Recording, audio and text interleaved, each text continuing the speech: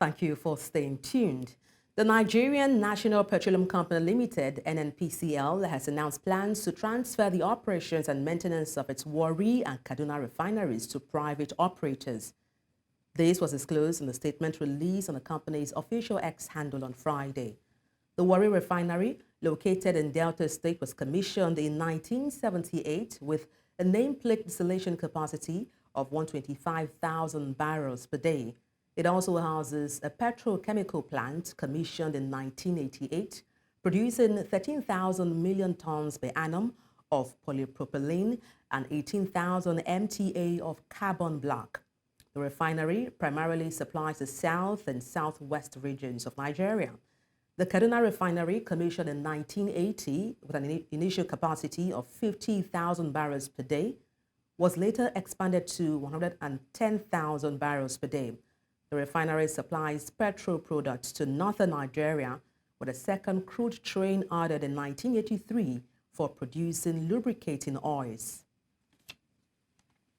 And to unpack this, I'm joined by business and social policy analyst Kenneth Ikenwa. Good evening, glad to have you join me on the news. Good evening, Debola. Nice being on News Central again. All right, what are your thoughts on the NNPCL's plan to transfer operations and, of course, maintenance of its Warri and Kaduna refineries to private operators? Well, it's a very interesting one. We're living in interesting times. It's interesting also to see how NNPC has evolved into NNPCL. And one would have expected that by now the business model for NNPC, now NNPCL, should actually have changed. And I think this is an attempt to change that business model. But we have to be very careful because the NNPCL itself exemplifies what I call the theory of the Nigerian problem. And that theory actually, it hands over an alliteration of C's. And what are these C's? The first is that we have a problem of the culture of management. Okay, so whether it's in the private or the public sector, and especially where a PPP is involved, a public-private partnership is involved, that culture of management will still have to be there. We need to fix that, as a country. Secondly, the NNPC over time has been dealing with contradictions. These are strategic contradictions. And that means that NNPC has had over the years to engage itself in a lot of trade-offs and in a lot of compromises. This is between cost and quality and between growth and profitability.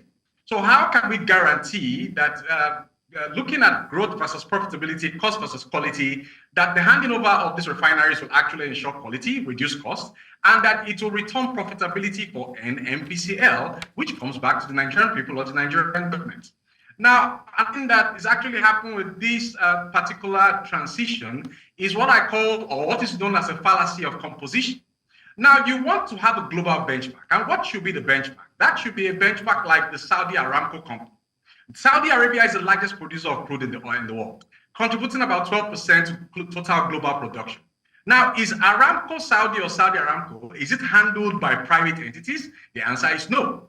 So let's go back to such model and look for how we can become consistent by benchmarking against the way things are done overseas or abroad and see how we can handle NNPCL, turn it into a profit-making company and one that will create value for all stakeholders. Okay, I do not see how within a year or two this turnaround can actually happen, but it will be interesting to see how it evolves and how it actually unfolds.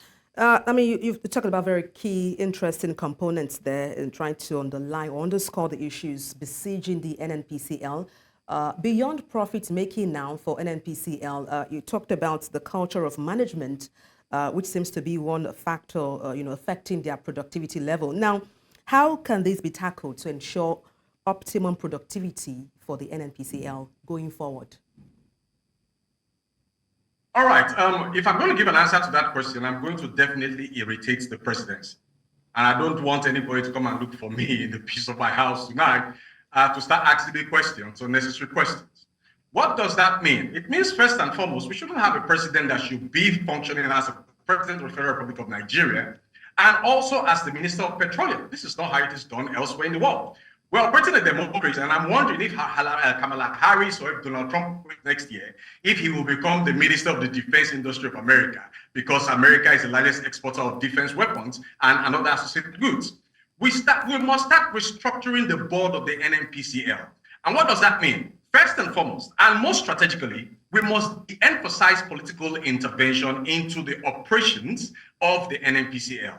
We must look at a board that is accountable to the public. And I think another strategic move that NNPCL should make is to go public. Saudi Aramco went public a little under 10 years ago and is giving profit to the dividends to all stakeholders that have invested. So when you become more accountable, when you become more transparent, when you become a company that is accessible by open book management, I think that will be the trajectory, that will be the transition that is needed to reposition NNPCL and to make it globally and locally competitive.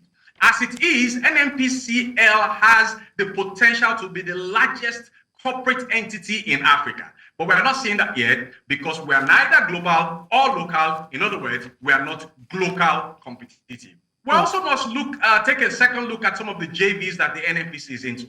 How favorable are these joint ventures? And when we start thinking in this direction, we can begin to resolve the strategic contradictions and then nip the white elephant, the elephant in the room, which I'm not going to mention and talk about. We all know that, and position NNPC for the best of performance and for productivity and for returns on investment for the Nigerian people and for the Nigerian economy.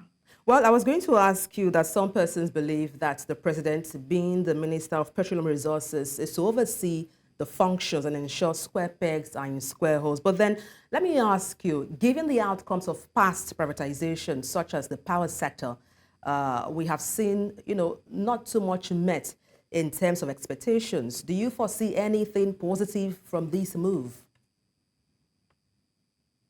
All right. The buck rests at the desk and at the decision-making, final strategic decision-making of the president. And I believe that we have a president that at one point in time in his lifetime did work in one of the big 4 oil companies in the world.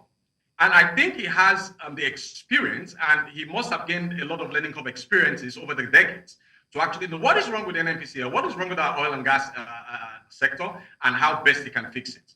But I also think that he's belabored and saddled with so many responsibilities that one of such responsibilities shouldn't be oversighting the affairs of a company like the Nigerian National Petroleum Company Limited as it is now.